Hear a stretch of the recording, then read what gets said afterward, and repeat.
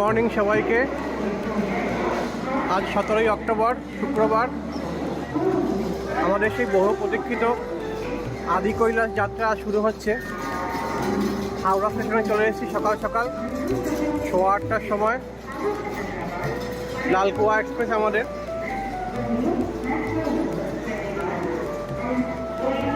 কাল সকালবেলা আমরা পৌঁছে যাবো লালকুয়া।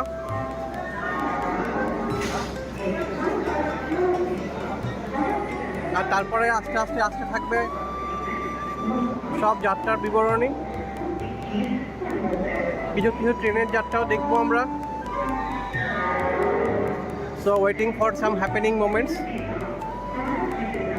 আমাদের সঙ্গে সঙ্গে আপনারাও চলুন। জয় আদি কৈলাস, জয় ভোলে বাবা বলে যাত্রা শুরু করলাম।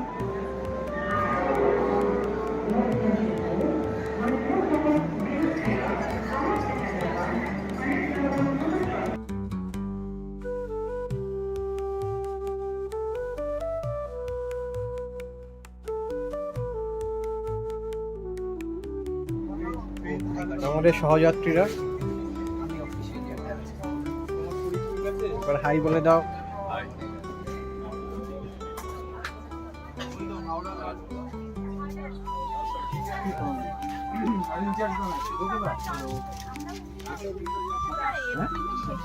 আর এইখানে আমাদের বাকি কথা বলা সহযাত্রীরা।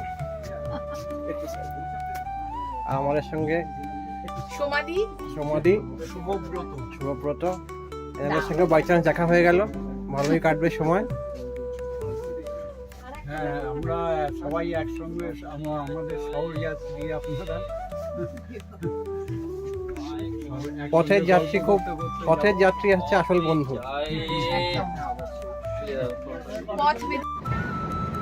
ট্রেন মোটামুটি রাইট টাইমেই চলছে। আমরা দুর্গাপুর ছাড়িয়ে গেলাম। 10টা 25 বাজে এখন।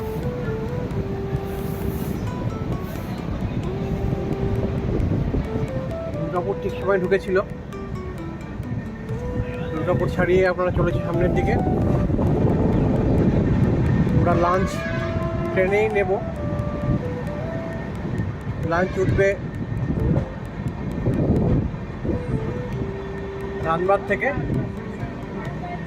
ধানবাদ পৌঁছানোর টাইম মোটামুটি 1টা। লাঞ্চ করে একটু শুয়ে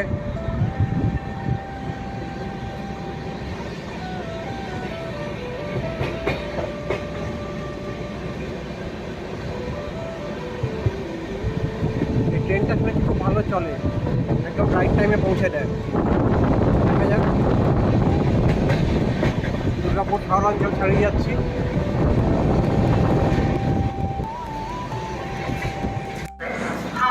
ধানবাদ পৌঁছে গেলাম। ট্রেন ঠিক টাইমেই চলছে। এখান থেকে আমরা লাঞ্চ ওঠার কথা। আমরা লাঞ্চ কিছু নিয়েছি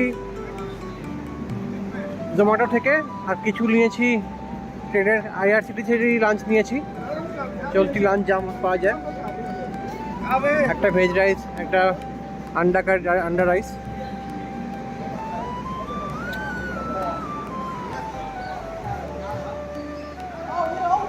ধানবাদ স্টেশন।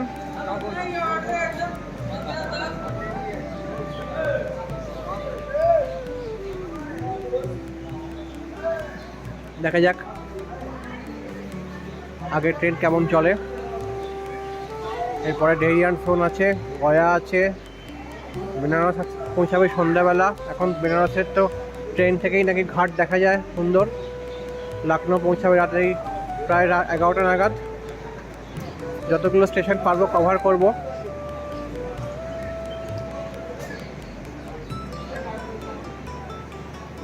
এখনকার মতো টাটা, আবার পরে দেখা হচ্ছে। ঘড়িতে সময় 5টা 54, আর আমরা এসে পৌঁছে গেছি দীনদয়াল উপাধ্যায়, মানে যাকে মুঘলসরাই জাংশন বলে। ট্রেন মোটামুটি রাইট টাইমেই চলছে। আমাদের লালকুয়া এক্সপ্রেস। আগেই বলেছি আমাদের আদি কৈলাস যাত্রা শুরু হয়ে গেছে। কাল সকালে লালকুয়া পৌঁছে আমরা রওনা হবো পিছাড়াগড়ের দিকে। এই আমাদের টিম ট্রেনের ভেতরে বসে আছে।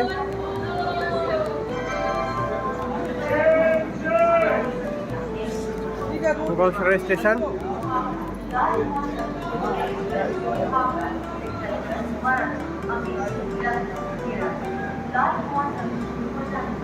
এখানে স্টপেজ 5 মিনিটের। আর আমরা আমাদের ডিনার বলে দিয়েছি। আবার সেই জোম্যাটোতেই বেনারস থেকে উঠবে। বেনারস আরও 40-45 মিনিট পরে আসবে।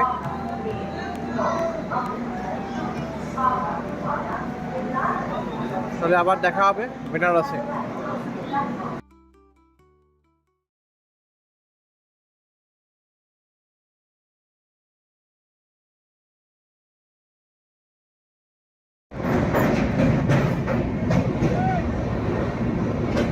বেনারসের গঙ্গার ওপর দিয়ে পার হচ্ছি। দূরে দেখা যাচ্ছে রহস্যমের ঘাট। অন্ধকারে জানি না কতখানি বোঝা যাবে।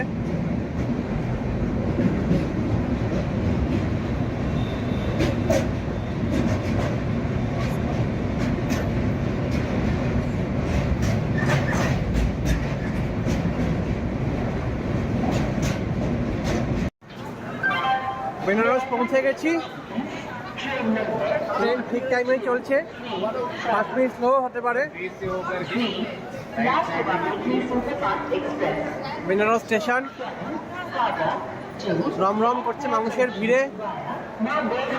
এর একটা আলাদাই ভাইবস আছে।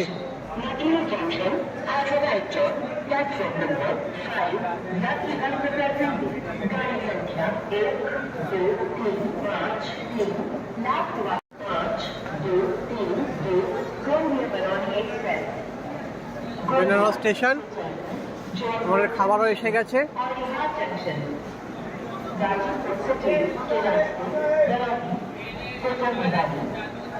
পরের স্টেশন রায়বেরেলি। এবার রাত্রিবেলা আসবে লখনউ।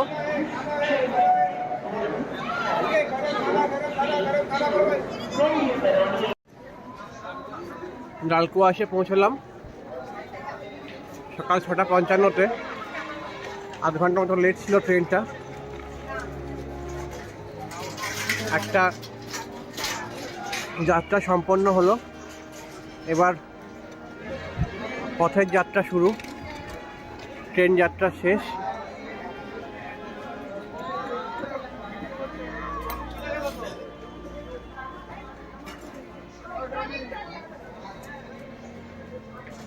আমাদের গ্রুপ দাঁড়িয়ে আছে এখানে, 10 জনের স্ট্রং গ্রুপ। আবার দেখা হবে পথে। Waiting room. লালকুয়া স্টেশনটি বেশ ছোট্ট এবং মনোরম। এখানে আমরা পৌঁছেছিলাম প্রায় 7:30 নাগাদ। আর আমরা প্রায় 2.5 ঘন্টা মতো ছিলাম এখানে। আমার ছেলে আসছিল ভেলোর থেকে দিল্লি হয়ে, ও এখানে জয়েন করেছিল আমাদের সাথে। আর এখান থেকে আমরা চলে গেছিলাম পিথোরাগড়ের দিকে। গাড়ি আমাদের এখানেই মিট করেছিল। একটা বেশ নামজানা প্রখ্যাত ট্রাভেল এজেন্সির সঙ্গে আমরা এই ট্যুরটা করেছিলাম, গিয়ারলেস ট্রাভেল ডায়েরিজ। তো তাদের আপ্যায়ন বেশ ভালো ছিল। এখান থেকেই তারা আমাদের তুলেছিল। আর ওয়েটিং রুমটাও বেশ পরিষ্কার পরিচ্ছন্ন। ছোট্ট স্টেশন। লালকুয়া শহরটাও খুব সুন্দর। তো যারা যাবে তারা এখানে ওয়েট করতে পারে। বেশ সুন্দর ওয়েটিং রুম। এই ওয়েটিং রুমটার ভিতরটা দেখা যাচ্ছে। বাথরুম, ওয়াশরুম বেশ পরিষ্কার পরিচ্ছন্ন। মোটের ওপর বেশ ক্লিন। আর এখান থেকে আমরা চলে যাব পিথোরাগড়ের দিকে। স্টেশনের বাইরে একটা প্রায় বলে মিষ্টির রেস্টুরেন্টে আমরা 6 ঘন্টা, কিন্তু প্রায় 8 ঘন্টা লেগে যায়। এখানে আলু পরোটা, মেন্ডারিং পেয়েছিলাম আমরা, সবজি, ভালো মিষ্টিও পাওয়া যায়। এখানে আমরা ছোট করে ব্রেকফাস্ট করে নিলাম। এখানে অনেক মিষ্টিও পাওয়া যায়। জিলিপি খেলাম।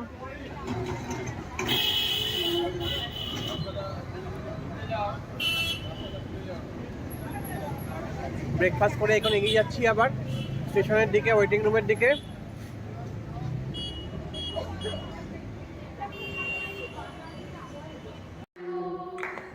কোইন্সিডেন্টালি 18 তারিখে আমাদের আরেকজন মেম্বারের জন্মদিন ছিল, আমাদের আদরের তুতানের। তো ওইখানে আমরা ওয়েটিং রুমেই বার্থডে সেলিব্রেশনটা করে ফেলেছিলাম।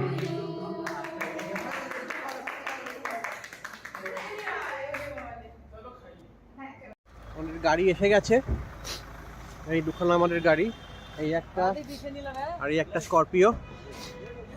এই গাড়িতে 6 জন উঠেছে আর ওইটা 4 জন উঠছে করে আমরা রওনা হচ্ছি। হর হর মহাদেব, জয় আদি কৈলাস। আমাদের যাত্রা যেন শুভ হয়।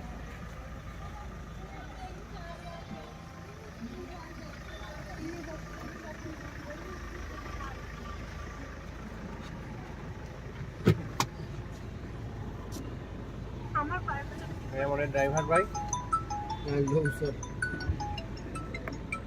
হ্যাঁ দাদা, বসতে হবে।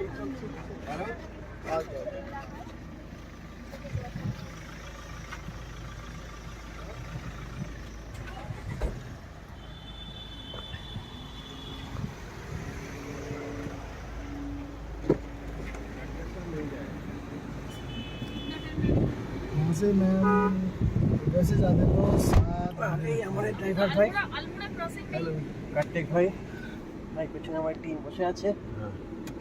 চলো, হর হর মহাদেব, জয় আদি কৈলাস।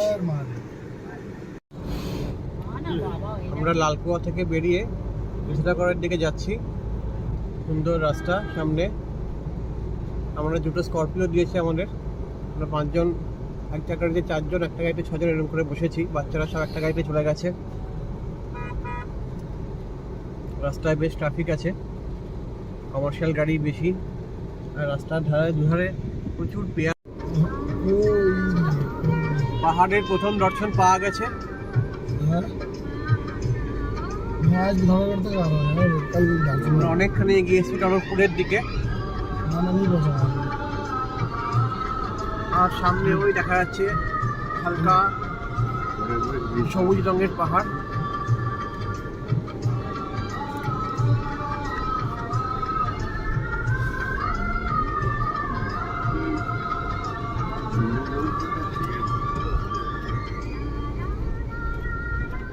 নাইনটিজের গান শুনতে শুনতে চলেছি আমরা।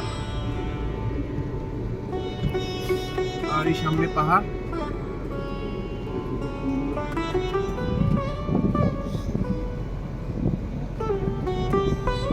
ছোট্ট ছোট্ট গ্রাম, গমের ক্ষেত, আখের ক্ষেত, এই দেখতে দেখতে সুন্দর সময় কাটছে আমাদের।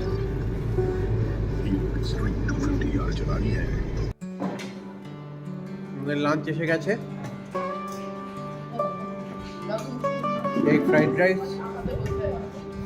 চিলি চিকেন, আর এদিকে একজন, আমি নিয়েছি ভেজ থালি।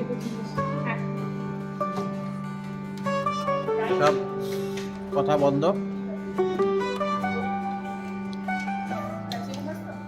खाने के ऊपर टूट पड़ो। সুন্দর গন্ধ বেরিয়ে, চিলি চিকেনটা সুন্দর গন্ধ বেরিয়েছে, এখান থেকে পাচ্ছি আমি। ও একজন রুটিও খাচ্ছে, ও একজন রুটিও নিয়েছে, বাহ।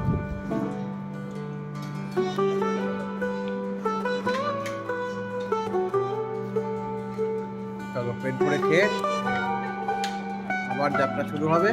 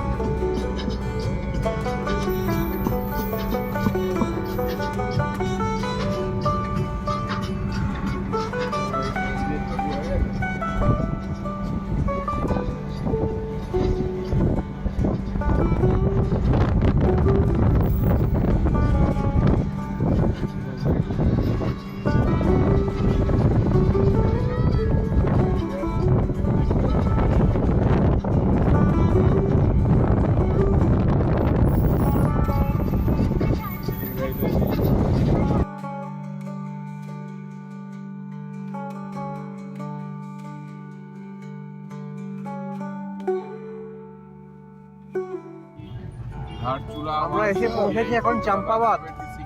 कितने सीट हो रहे हैं आपके पास? চাম্পা পিছলাগড় 76 কিলোমিটার বাকি আছে আরো। চাম্পাওয়াতের মেন মার্কেট দিয়ে যাচ্ছি। মুন্সিয়ারি 205 गाड़ी और हेलो कोई है गाड़ी और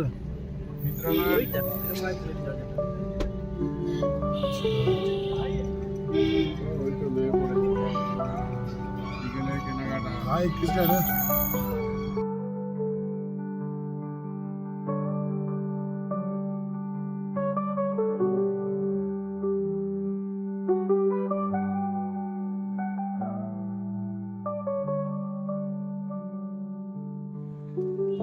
আমরা পিথলাগড়ে এসে পৌঁছেছি। পিথলাগড়ের হোটেল পুষ্পাঞ্জলি, আর তার ছাদ থেকে এই পিথলাগড়ের ভিউ। পুরো শহর সেজে উঠেছে আলোকমালায়, অপূর্ব দৃশ্য। মানে যে কি সুন্দর লাগছে তা ভাষায় বর্ণনা করা যাবে না।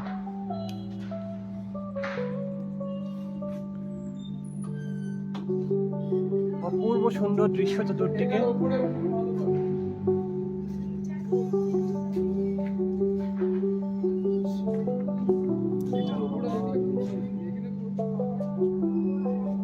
দারুণ সাজিয়েছে, মানে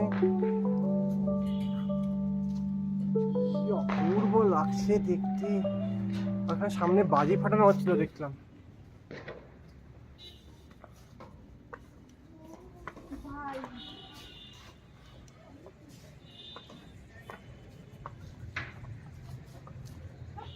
মাই গুডনেস, মাই গুডনেস। উফ, এই যে ওই জায়গাটা সবথেকে ভালো লাগছে। হ্যাঁ জিজ্ঞেস করছি আলো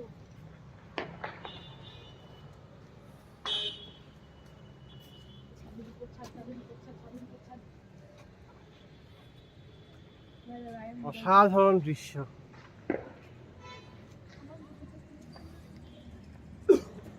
উত্তরাখণ্ডের দিওয়ালি। হয় না।